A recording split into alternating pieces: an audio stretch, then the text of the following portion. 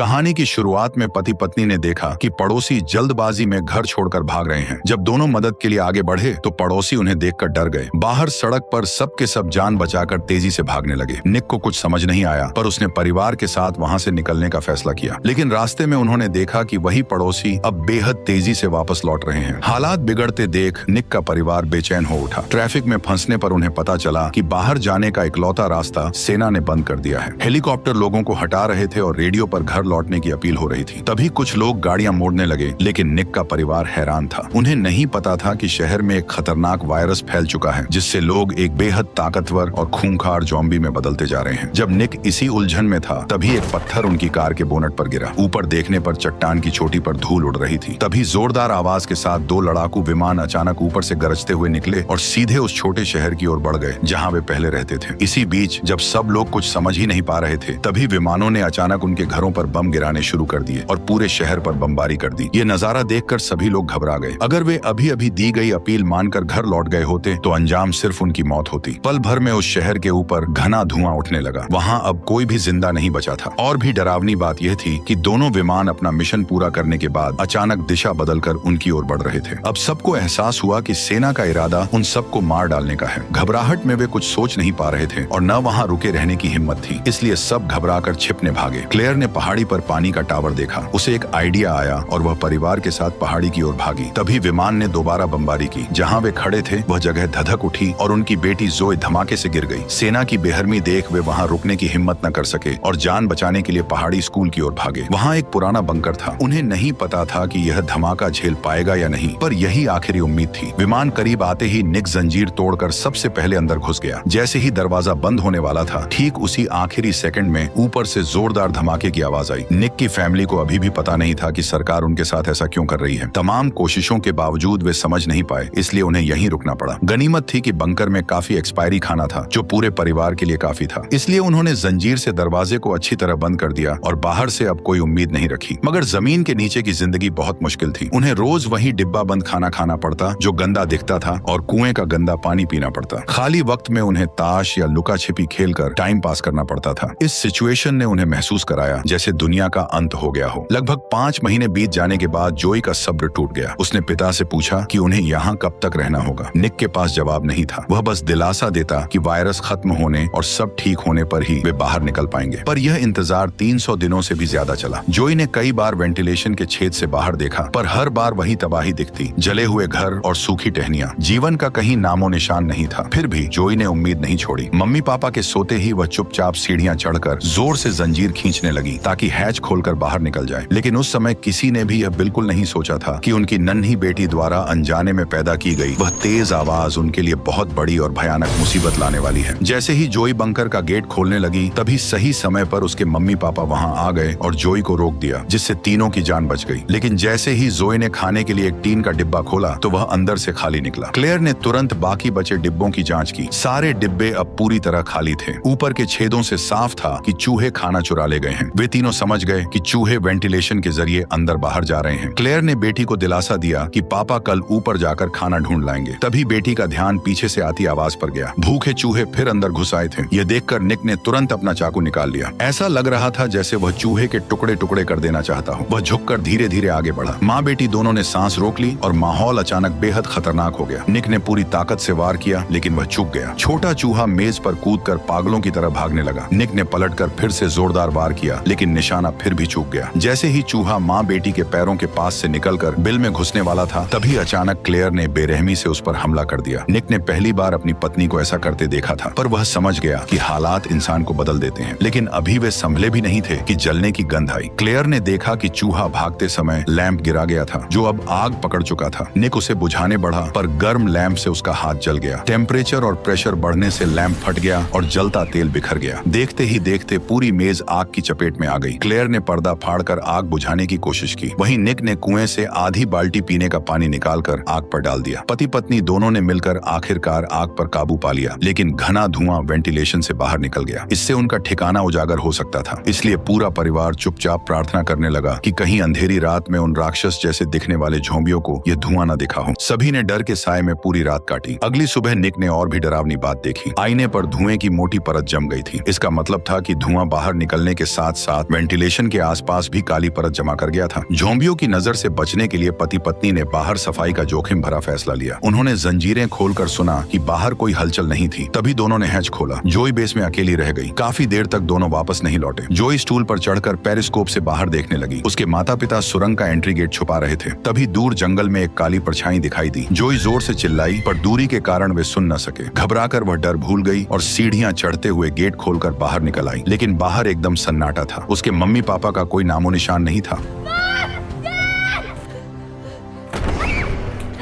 Mummy papa को जिंदा देखकर जोई खुश होने की बजाय घबराते हुए लगातार बड़बड़ाती रही। तभी अचानक जोई ने सामने की ओर इशारा किया।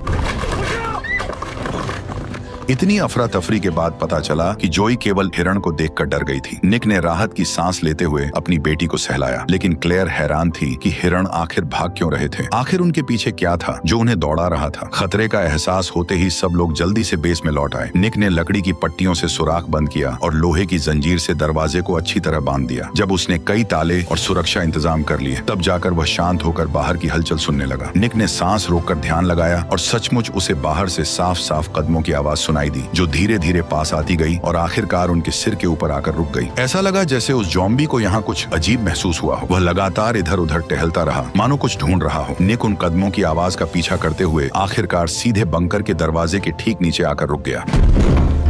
गेट के अचानक बजते ही उनके दिल में डर की लहर दौड़ गई। निक और क्लेयर प्रार्थना करने लगे कि गेट खुल न जाए। अचानक ज़ॉम्बी ने दरवाजा खींचना शुरू कर दिया। दरवाजा जंजीरों से बंधा था, लेकिन उसे रोकना नामुमकिन था। जल्द ही जंजीरें टूट गईं और दरवाजा धीरे धीरे खुलने लगा। क्लेयर ने सीढ़ियों पर चढ़कर जंजीर को थाम लिया और पूरी ताकत से उसे बंद रखने की कोशिश करने लगी। निक ने भी आखिरी पल में पानी की पाइप तोड़ दी ताकि दरवाजे को अटका सके, लेकिन जब वह ऊपर चढ़ा तब तक बहुत देर हो चुकी थी। ज़ॉम्बी ने जोर लगाकर लोहे का दरवाजा उठा दिया और उसकी सफेद चमकती आंखें पास आ गईं। निक ने लोहे की पाइप से उसके चेहरे पर जोरदार वार किया। ज़ॉम्बी को अचानक हुए इस हमले की उम्मीद नहीं थी। दर्द से वह पीछे हट गया। निक ने तुरंत लोहे की पाइप से दरवाजा अटका दिया। जब उसने कदमों की आवाज दूर जाती सुनी, तब जाकर उसने राहत की सांस ली। लेकिन वे सभी जानते थे कि इस बंकर का पता चलने के बाद और भी ज़ॉम्बी यहाँ आ जाएंगे। जल्द ही तीनों निराश होकर सीढ़ियों के पास बैठ गए, मन में थोड़ी उम्मीद लिए कि शायद वो ज़ॉम्बी हार मानकर लौट जाएंगे, लेकिन ऐसा होता नहीं दिख रहा था। करीब 20 मिनट बाद स्टोर रूम की अलमारी जोर जोर से हिलने लगी। ऊपर से भारी कदमों की अनगिनत आवाजें आने लगी और आखिरकार ज़ॉम्बियों का झुंड वहां पहुंच गया। इसके तुरंत बाद वे सभी फिर से सुरंग के एंट्री गेट पर इकट्ठा हो गए और उस मजबूत लोहे के दरवाजे पर हमला करने लगे।